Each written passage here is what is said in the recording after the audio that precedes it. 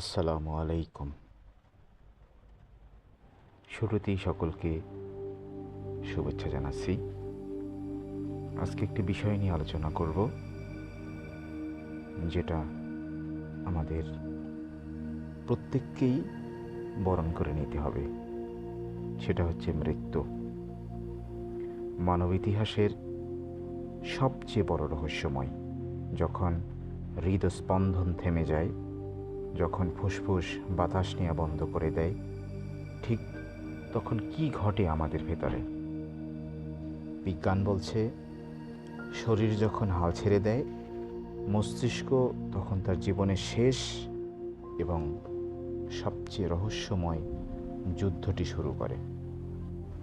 সেটা হচ্ছে চিকিৎসা বিজ্ঞানের সাম্প্রতিক গবেষণায় দেখা গেছে, মৃত্যুর ঠিক আগের মুহূর্তে মস্তিষ্কে অক্সিজেনের তীব্র অভাব ঘটে। এই সংকটময় মুহূর্তে মস্তিষ্ক স্তব্ধ হওয়ার বদলে অবিশ্বাস্যভাবে সক্রিয় হয়ে ওঠে। শুরু হয় এক বিশাল রাসায়নিক বিস্ফোরণ।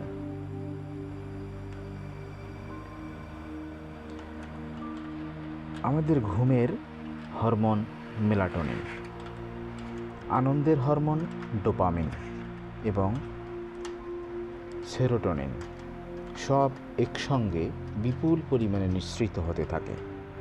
মেলাটোনিন এখানে কেবল ঘুমের কাজ করে না, একটি শক্তিশালী অ্যান্টিঅক্সিডেন্ট হিসেবে মস্তিষ্কের কোষগুলোকে বাঁচানোর চেষ্টা করে। আর এই হরমোনের বন্যা মানুষকে দেয় এক পরম শান্তি এবং অলৌকিক আনন্দের অনুভূতি, যাকে বিজ্ঞানীরা বলে নিয়ার ডেথ এক্সপেরিয়েন্স।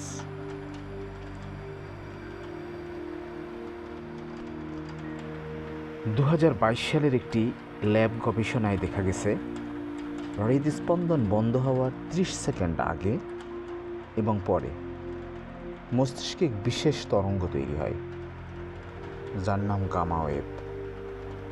মানুষ যখন গভীর ধ্যান করে, স্বপ্ন দেখে বা পুরনো স্মৃতি মনে করে, ঠিক তখনই এই তরঙ্গ তৈরি হয়। এর মানে মৃত্যুর ঠিক আগ মুহূর্তে মানুষ তার পুরো জীবনের সেরা স্মৃতিগুলো সিনেমার মতো দেখতে পায়।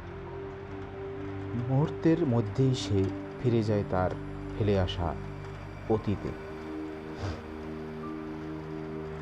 বিজ্ঞান প্রমাণ করেছে, মৃত্যু কেবল একটি সমাপ্তি নয়, এটি শরীরের এমন এক জৈবিক প্রক্রিয়া যেখানে প্রকৃতি আমাদের শেষ মুহূর্তটিকে বেদনাদায়ক নয়, বরং পরম শান্তিময় করে তোলে।